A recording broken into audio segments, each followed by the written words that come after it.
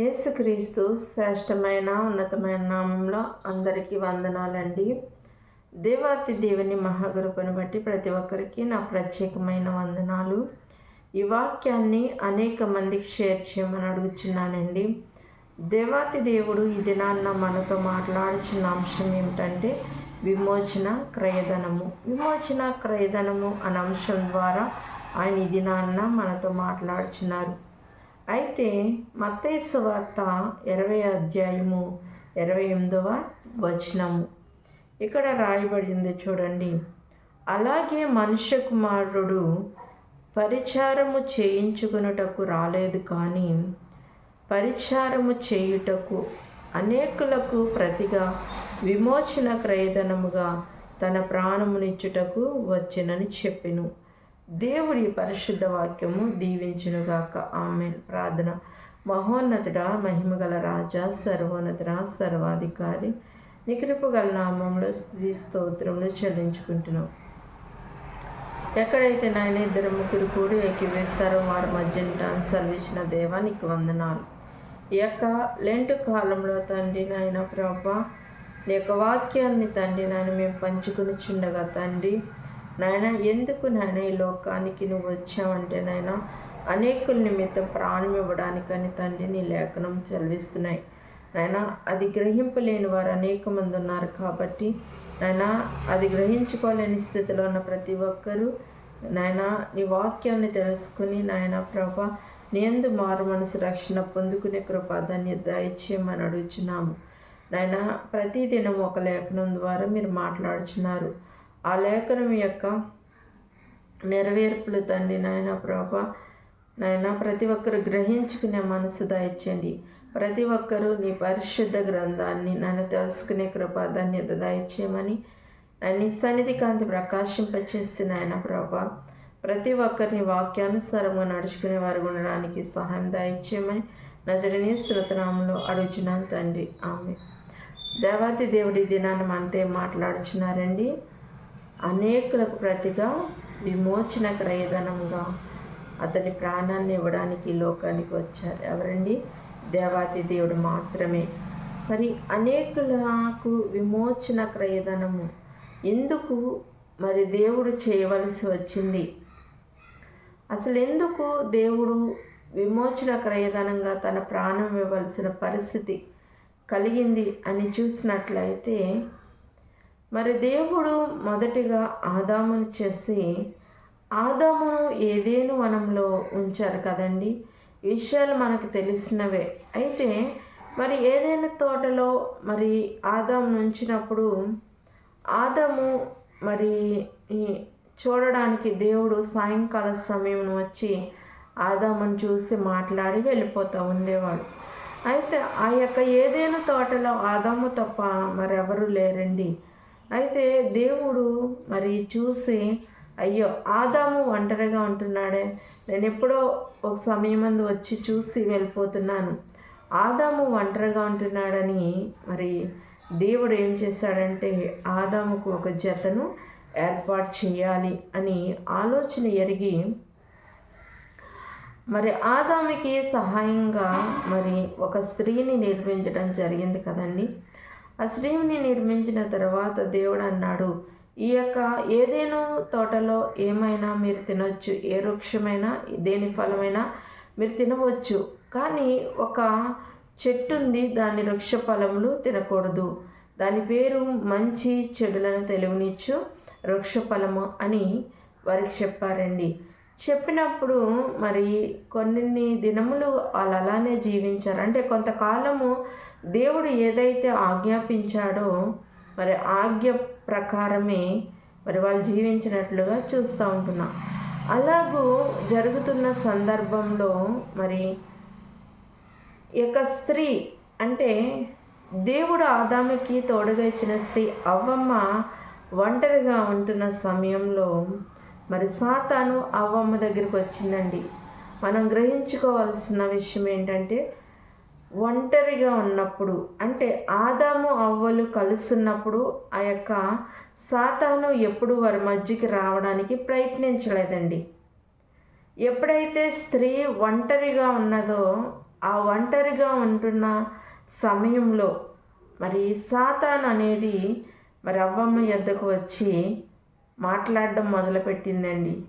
తను స్టార్టింగే ఏమన్నదంటే, ఇది నిజమా అని ఒక ప్రశ్న వేస్తూ ఉన్నది, ఇది నిజమా అని. ఏంటి ఆ ప్రశ్న అంటే, దేవుడు ఇది తినొద్దన్నాడా అని ఒక ప్రశ్న వేసి ఆమె ఆ యొక్క సాతాను ఆమెకు చెప్తుంది, దేవుడు మిమ్మల్ని ఎందుకు తినొద్దంటే మరి ఈ పళ్ళు అందంగా ఉంటాయి అందుకనే తినొద్దన్నాడు, చాలా రుచికరంగా ఉంటాయి, ఇవి తింటే మీ కన్నులు తెరబడతాయి అని మరి తన్ని ఆకర్షించే విధంగా ఎక్కడ సాతాను మాట్లాడింది. మరి ఆ యొక్క ఆకర్షణలకి ఆ సాతాను చెప్పే మాటలు యందు మరి అవ్వమ్మ గారు లక్ష్యం ఉంచి, దేవుడు అందుకే అన్నిటినీ తినమన్నాడు కదా, మరి ఇవి తింటే మాకు తెలివి వస్తుంది, జ్ఞానం వస్తుందని తినొద్దన్నాడు అనుకుని ఆమె తినేసిందండి. తినేసి మరి వాటిలో కొన్ని తన భర్తకు తీసుకుని తెచ్చింది. ఈ విధంగా మరి ఆజ్ఞ అతిక్రమమే పాపమని దేవుని వాక్యం సెలవిస్తుంది. ఇలాగా పాపం అనేది మరి అక్కడి నుంచి ప్రారంభమైంది. అందుకనే మరి అందరూ పాపులే అని దేవుని వాక్యం సెలవిస్తుంది. నీతిమంతుడు లేడు, ఒక్కడును లేడు, అందరూ పాపం చేసి దేవుడు అనుగ్రహించే మహిమను పొందలేకపోతున్నారని వాక్యము సెలవిస్తుంది. కాబట్టి దేవుని వాక్యము ఆ విధంగా మరి మాట్లాడుతున్న సందర్భంలో మరి మరి ఆ యొక్క ఆదాము అవ్వలు ఇలాగూ ఆ పాపము ప్రారంభమైంది కదండి. అక్కడి నుంచి మొదలైన పాపము మరి మనుషులు పాపం చేసేవారు దాన్ని పరిష్కారం కోసము ఏదో దాన్ని బలిగా అర్పించడం అనేది జరిగేది. అలాగ ఉండకూడదు. మరి ప్రతి ఒక్క మనుషుని పాపము నిమిత్తము ఏ పాపము లేనివాడు మరి నీతిమంతుడు, పరిశుద్ధుడు, యథార్థవంతుడు, సత్యవంతుడు, ఏ పాపము లేని ఒక వ్యక్తి మరి అందరి కొరకు తన ప్రాణం ఇవ్వాలని మరి దేవుని యొక్క చిత్తమైంది. అందుకనే మరి ప్రతి ఒక్క మానవాళి పాపము నిమిత్తము ఒక పరిశుద్ధిని రక్తము అందరి కోసము వెల చెల్లించాలని మరి దేవుడు ఈ దినాన్న విమోచన క్రయధనముగా మరి ఆయన ప్రాణాన్ని మనందరి కొరకు ఇచ్చినట్లుగా చూస్తూ ఉన్నామండి. అందుకని ఈ యొక్క లోకంలో చూస్తే చాలామంది అధికారం కలిగినటు వారు ఉన్నారు కదండి. ఒక ప్రధానమంత్రి కానివ్వండి, ఒక ముఖ్యమంత్రి కానివ్వండి, మరి వారి కింద పనిచేసే వారు ఎంతమంది ఉంటారండి? అనేక మంది ఉంటారు. అంటే వారికి ఏం చేస్తారు? పరిచర్య చేస్తారు. మరి వాళ్ళు నడిచే వెనకాల నడవడం, వాళ్ళకి సెక్యూరిటీగా ఇలాగూ వారికి పరిచర్య చేస్తారు. తినే మరి ప్లేట్ అందించడం కానించి మరి వెనకాల తిరుగుతూ ఆ యొక్క అధికారం కలిగిన వారికి మరి పరిచర్య చేస్తూ ఉంటారు కదండి.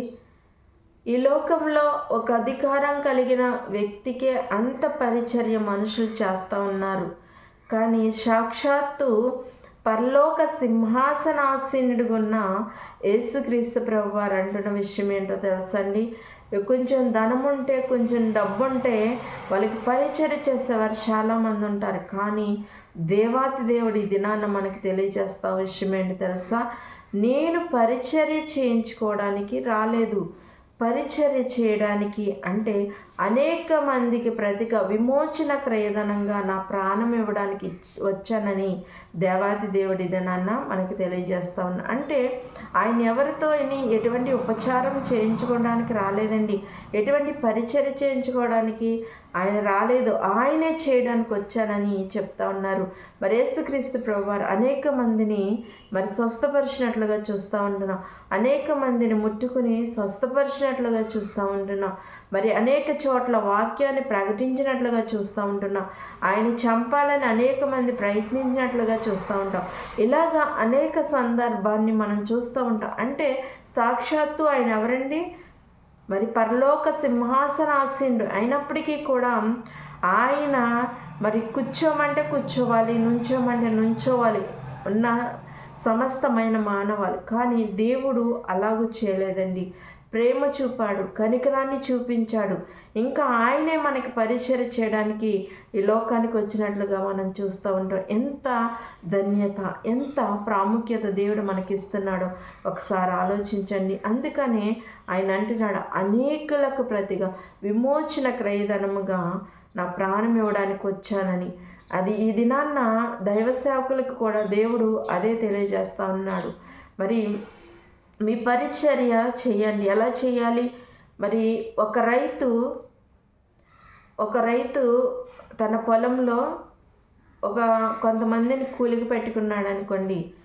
ఆ కూలీకి వచ్చిన వారు ఏం చేస్తారు? పని చేస్తారు.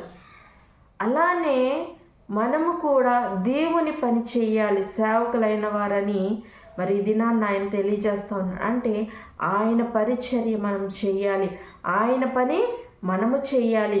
ఆ యొక్క పరిచర్య జీవితంలో, ఆ యొక్క సేవా జీవితంలో ఒకవేళ మనం ప్రాణం పోయే స్థితి వచ్చినప్పటికీ కూడా మన పరిచర్య చేయాలని ఈ దినాన్న ఆయన మనకు తెలియజేస్తున్నాడు. అలాంటి పరిచర్య జీవితాన్ని నువ్వు మరి కలిగి ఉంటే, నీకు అలాంటి సమర్పణ నీకు కలిగి ఉంటే దేవుని పరిచర్య చెయ్యి అని ఆయన ఈ దినాన్న మనతో మాట్లాడుచున్నారు.